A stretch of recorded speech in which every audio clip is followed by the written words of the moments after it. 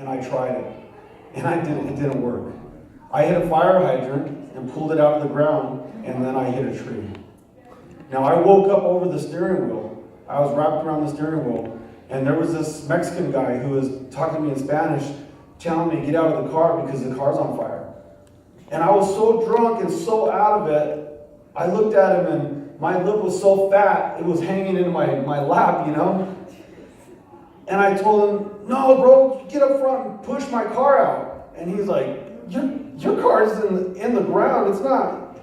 And I told him, you want me to shoot you, bro? Help me push my car out. So he literally was like pushing on it, and I'm stepping on the gas, and as I'm stepping on the gas, flames are coming through the hood. So I realized, I don't think I'll go anywhere. Well, I couldn't open my door because I had smashed the corner so hard into the ground, I couldn't open my door, I had to crawl out of my window. And this guy helped me get out of the car, and right when I hit the ground, all these cops showed up. And I don't know what happened to this guy. I don't know who he was, I don't know if he was an angel or just some guy walking by. But I looked up and there's neighbors in their robes, there's neighbors, in their pajamas, and there's cops. I'm surrounded by all these people. And the cops, I guess they didn't think I was beat up enough, so they beat me up a little bit, and they put me in handcuffs. And when I looked up down the street, my mother was walking up the street. And I'll never forget thinking, what in the world was in those drugs, man? How is it that my mom is walking up the street? You gotta understand that the corner that I wrecked on was about a half mile away from where we had lived. And so I couldn't put this together. I had just wrecked my car. This literally was a matter of minutes, and here comes my mom walking up. So she comes up and they're asking her, ma'am, were you in the car? You need to get checked. If you were in this accident, you need to get checked out. And she said, no. And I promise you, she says, the Lord told me to come to this corner. And I remember looking at her like, don't say stuff like that, you know what I mean? I'm going to get locked up, but they're going to lock you up too. And the cop says, well, what? And she says, yeah, I was laying in bed and the Lord told me to come to this corner. I got to the corner just in time to see my son wreck the car. Now I told her, they're going to lock us in the padded room, man, you know what I mean? And then my mother, who was a Christian, starts telling the officer, do you know Jesus? And I'm looking at her, I'm in handcuffs, man, and I'm like, what is this woman doing? And he's like, well, ma'am, and she's like, no, if you don't know Jesus, you're going to go to hell. And it's like 3 a.m, I'm drunk, I'm high, I'm getting locked up, and my mom's trying to witness to this cop. Well, they put me in the front seat, they put my mom in the back seat, and I thought we were both going to jail, you know what I mean? One for having drugs and guns, one for being cuckoo. Well, they found the guns, they found the drugs. That night, the officer got into the car, and he actually had the drugs in his hand, and he says, do these belong to you? And I was so gone, I was so mind blown. I go, yeah, bro, I had convinced him to take the cuffs off me because I was hurting all over. And he says, if you don't run, I'll take them off. I couldn't run, I was so drunk and I was so beat up from the accident, I couldn't run. And I go, yeah, bro, hey, thanks. And he says, you think I'm giving them back to you? And I go, yeah, probably not,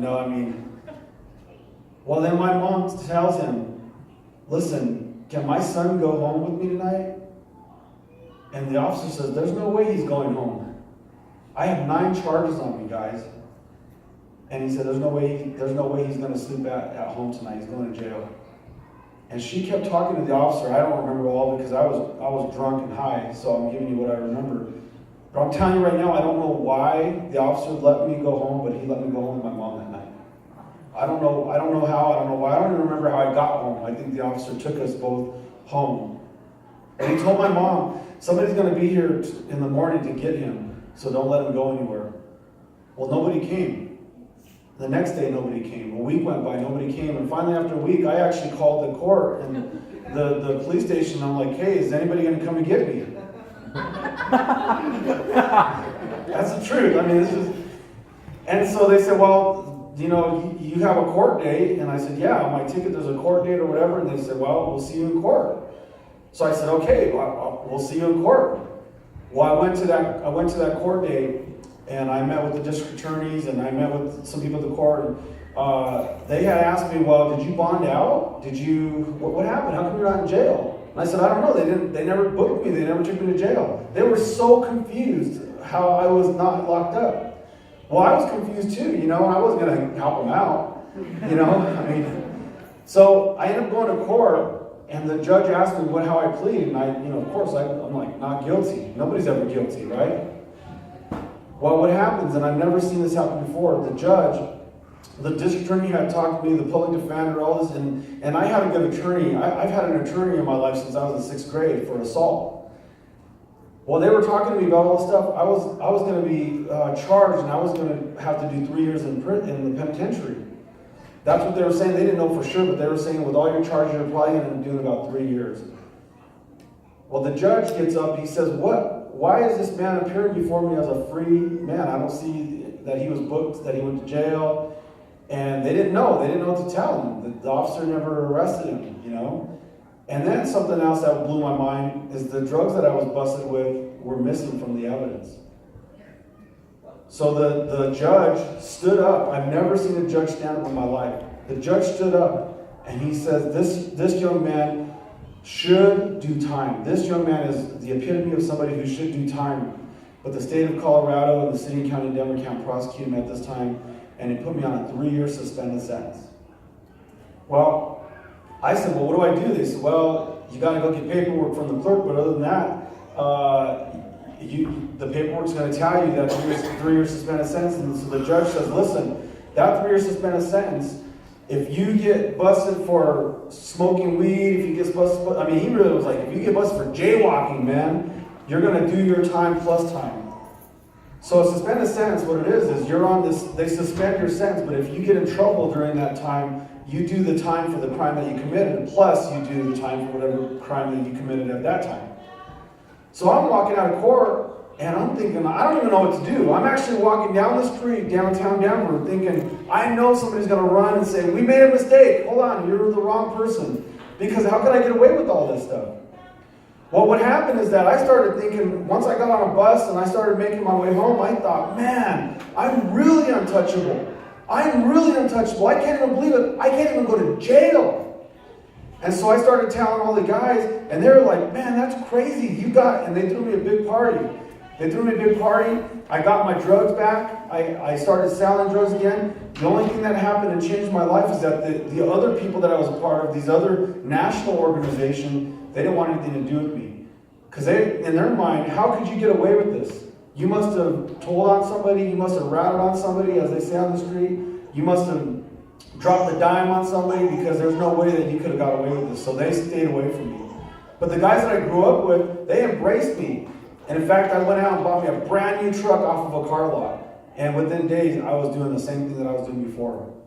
There's only one difference. There was a guy who showed up at court who said that I had sold drugs to him at a bar. And he was an undercover cop. And I'd never seen him in my life, but I thought maybe this really happened. I didn't know how it happened, but it started making me think, now I can't trust anybody. By the way, you can't trust anybody on the street anyway. But I started really doubting. And then the other thing was that, do I really want to go to prison?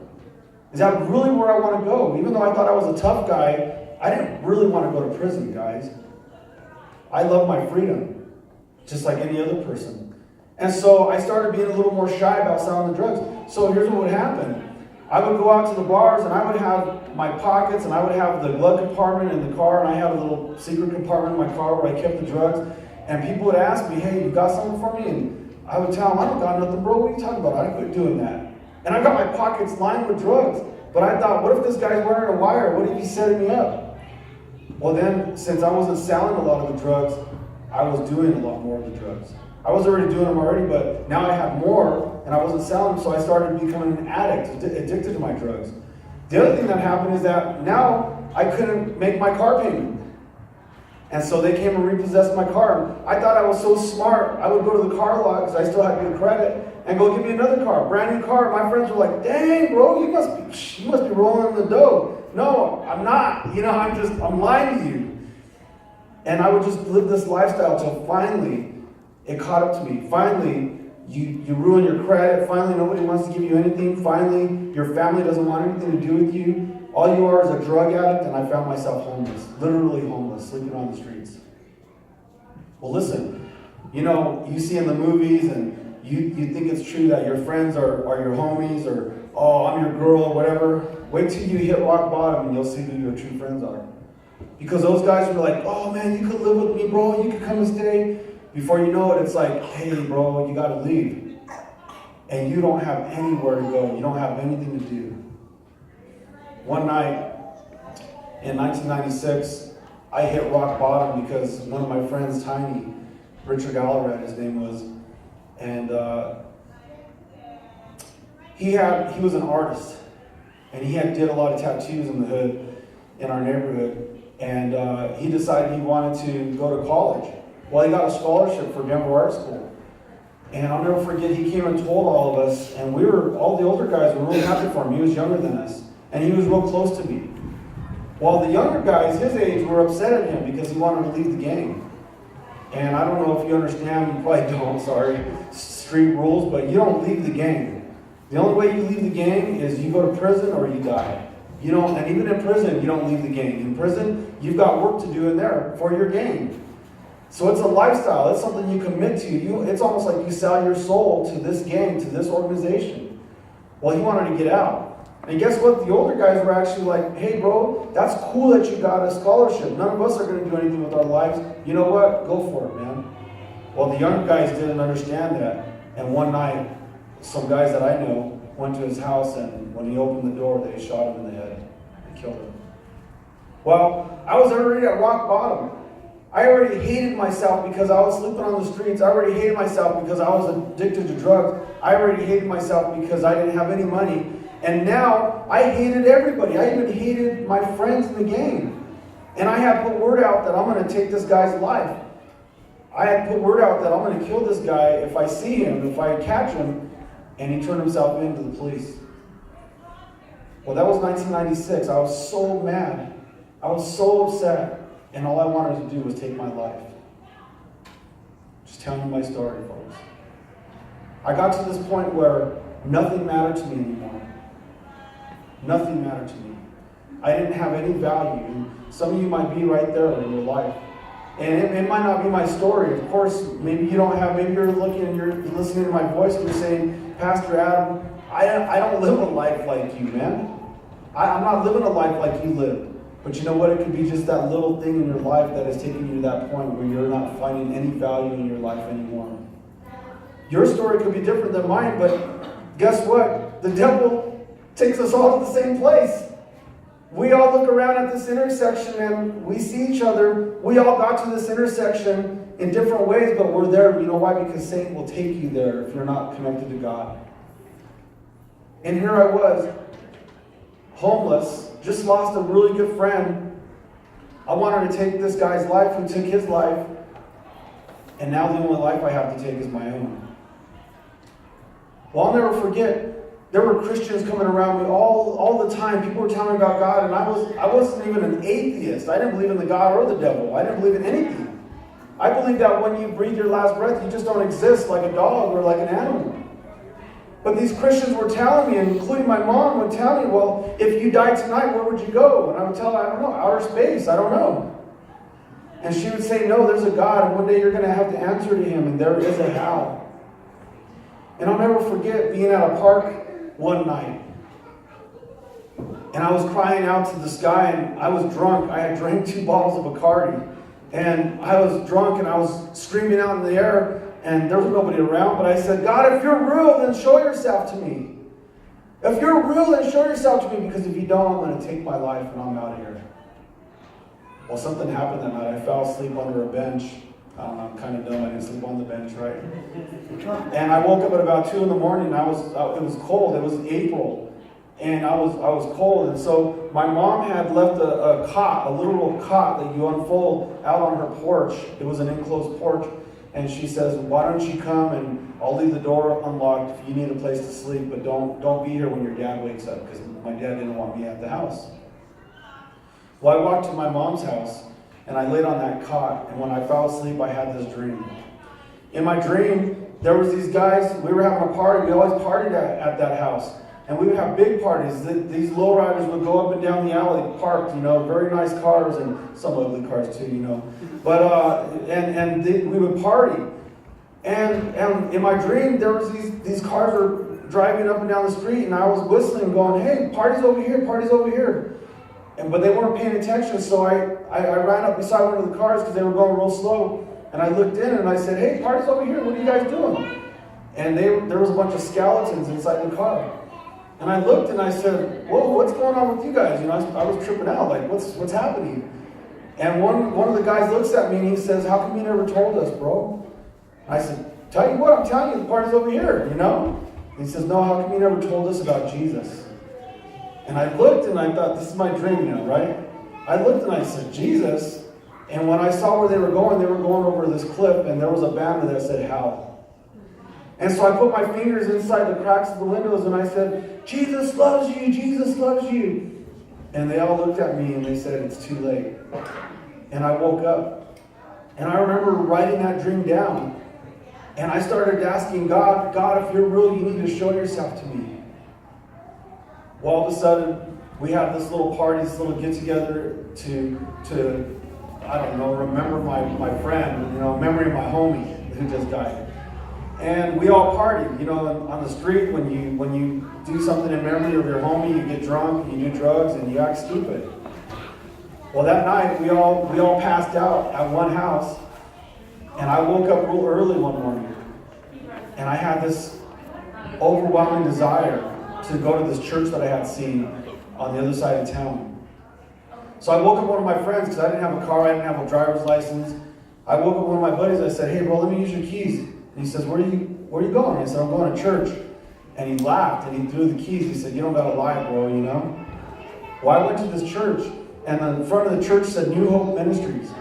And I'll never forget, I was sitting in the parking lot going, what am I doing here? What am I doing here? There's no God. This isn't real. This is all fake. Religion is fake, and this is all make-believe. So I started talking to God. I said, all right, God, you know what? I'm going to give you a chance. Imagine telling God you're going to give him a chance. I'm going to give you a chance. I'm going to walk into this place, and I want to see you. Like, appear before me.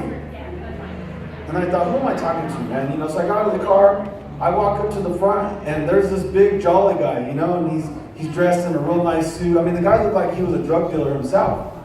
And he's my type of guy. He had a tattoo on his face, and I'm like, hey, what's up, bro? And he's like, hey, praise the Lord. And I'm like, this guy doesn't look like somebody who would say praise the Lord, So I'm like, hey, they paid a homeless guy to greet people at the front door. Well, that guy ended up being the pastor. I walked into this church, and there was about 300 people there. It was a storefront church. And, growing up, that's like sacrilegious. Growing up, to have a church in a storefront, you need to have a building with a steeple. Open the door and there's the people, you know what I mean? So I'm like, this is weird already. And so they're singing songs and everything, and I'm just sitting there like, just tripping out on all these people, because something that I noticed was that a lot of these guys look like me. They had tattoos all over themselves, and if you would have turned the lights down, it would have looked like they were at a club. But yet they were raising their hands to Jesus Christ. Well, I tripped out on them, but all I wanted to do was see God. That's what I went there to do, is see God. So this pastor gets up and he starts talking about Moses and how Moses was the friend of God. And he gets to the point where he starts telling the congregation, and Moses asked God to show himself to him. And that got my attention. I'm like, yeah, man, this guy knows what's up. I'm like, man, you know what? 5 minutes, we're going to see God march across the stage. He's going to be like, here I am, Some music's going to come on, I didn't know what was going to happen. All I knew is that I wanted to see God, because I didn't believe that God existed. Well, he starts talking about how he told Moses, get behind this rock, and I'm going to pass by. All you're going to be able to see is the glory that passes by, the Shekinah glory. And I'm like, I don't care what part of you I see. I just want to see you. I don't believe that you're real. Well, he got done with his message, and I was waiting for somebody to walk through the curtains or something, you know what I mean? And nothing happened. And I remember he said, well, let's all pray. And I thought, yep, these Christians are fake. There ain't no God. And I turned to leave, and some phenomenal stuff happened to me. So all of a sudden I turned to leave, and this lady starts having like a prophecy, starts talking in another language, just like the Bible says. Now, I didn't know all that back then. Now, she starts talking this language, and I'm looking at her going, this is weird. This lady's going to get thrown out. And I drove all this way. Let me watch her get thrown out. You know what I mean? Well, nobody threw her out. In fact, everybody got real quiet. And I started getting scared. I'm like, what in the world is going on? And then I thought, you know what? They must be having a little drama, some little icebreaker thing or whatever, at the end, I guess. Well, all of a sudden, this other lady starts talking in English.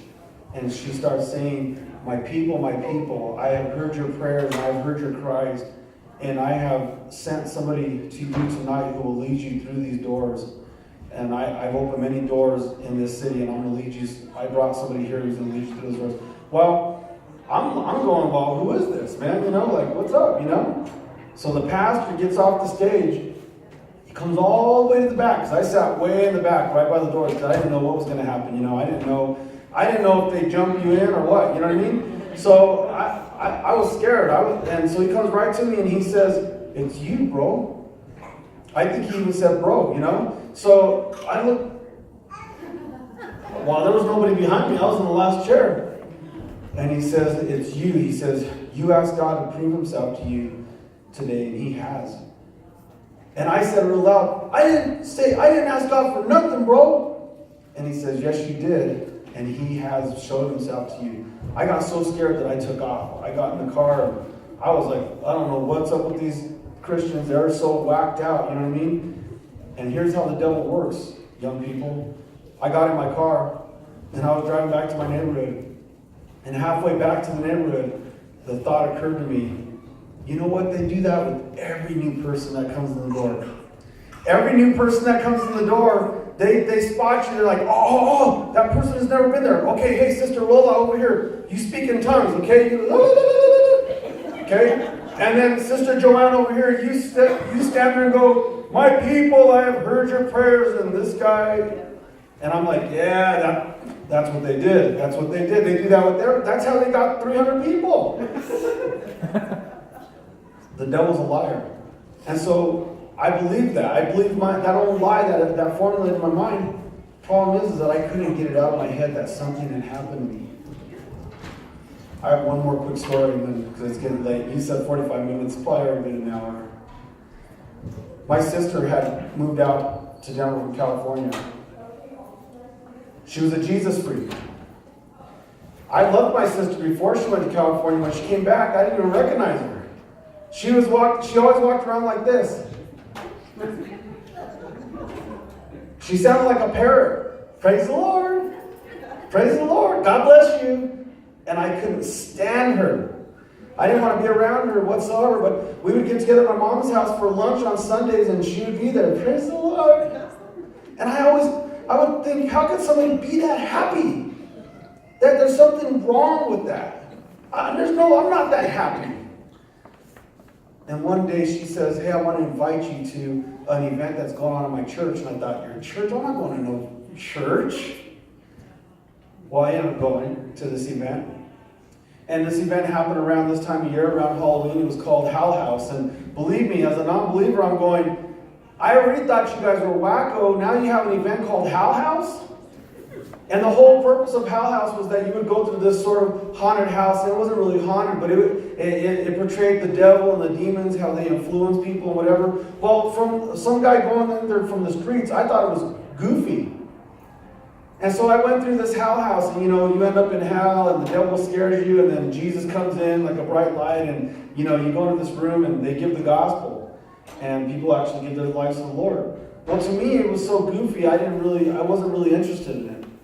But when we were going through, I went with a girlfriend that I was dating at the time, not my wife, but a girl that I was dating at the time, and we were going through line, and there was these posters of this really good-looking guy, and it said evangelist, coming next Sunday.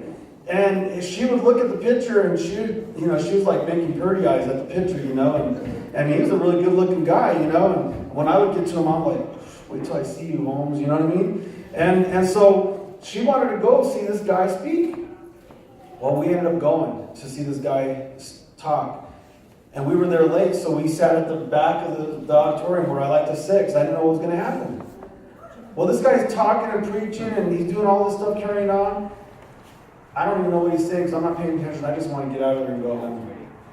Well, at the end of the night, he says, I really feel like God wants me to pray for everybody here in this auditorium tonight. And I looked around. Now, in this auditorium, there was almost 2,000 people there. And I thought, there's no way I'm waiting for this guy to pray for every person. We're out of here. Well, now I look at my girlfriend. She's crying. And I'm thinking, what in the world are you crying about? And she's like, I don't know what he said touched my heart or whatever. And, and I'm just thinking, oh, great. And now my sister's trying to talk to her about Jesus. And she's like, do you want to get prayer? And my girlfriend's doing this. I'm doing this. And we're the last in line now. Well, this guy, he looks at the back of the room and he sees me. He spots me. I have a backwards hat on. I have an oversized sweatshirt on. And he said, and I had earrings. He goes, hey, you in the back with the earrings and the backwards hat.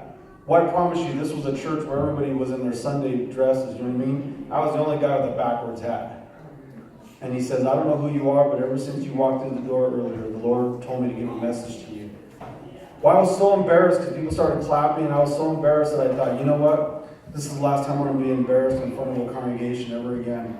I'm going to walk up there, I'm going to punch him in the face, he's going to drop his microphone, he's going to fall down, and everybody's going to laugh, and I'm out. Well, I did walk up there, and he was on a platform, and he squatted down so he could see me face to face, and he started telling me, God has a plan for your life. And I thought, well, that's really generic, right? That's general. Anybody would say that. And he says, you asked God to prove himself to you before, and he did, and you're running from him. And I thought, man, I'm so mad at my sister. She told him the story about the other church, and then I thought, well, I don't even know if I had shared that with her. And I didn't. But I thought, this was a setup. These Christians are wacko. They're setting me up here. What's going on?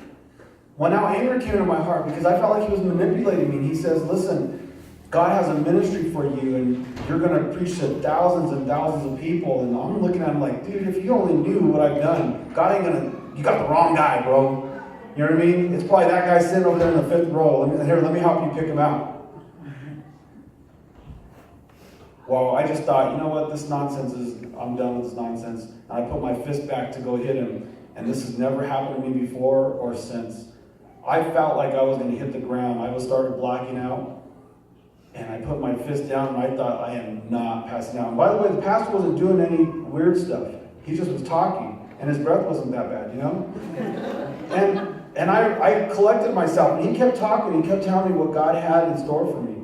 And I thought, let me try it again. And I lifted my fist up to hit him again, and again, I felt like I was going to hit the floor. Now fear came over me because I thought, I don't know what voodoo these Christians have, but they've got some kind of weird power, because it's always worked before. Well, he got some oil on his fingers, and he put it on my head, and he says, the message has been sent. And I grabbed, and by the way, he looks at my girlfriend and he says, by the way, you're not his wife. You're not the one he's going to marry. And now she was crying again. She's crybaby. And we took off. I was so mad. We took off, and I told her, that's what you get. That's what you get for dragging me to this stupid place. I told you Christians are crazy, and look, we're going to break up now. It's your fault, and God's mad, So we took off. Well, for 3 nights, the Lord spoke to me in dreams. It was Sunday night, Monday night, and Tuesday night. And I'll just tell you about Tuesday night. Tuesday night I went to bed. And in my mom's house, we have rooms on the 2nd floor, but there's no light switches. You have to plug in a lamp. This is in old Denver. You had to plug in a lamp and then turn it off and figure out where your bed was, And I'll never forget turning off a lamp, going to bed, and when I got in bed, I saw, and whether it was imaginative or whatnot, I saw this hand come down and put a clock on the dresser, and the clock said a minute till 12. And I remember taking a double take. It was that quick. And I even got out of bed to go see what was making that shape, and there was nothing there. I don't know if it was my imagination, but that's what my mind saw. Well, I fell asleep, I started dreaming that me and my buddy were robbing the 7-Eleven.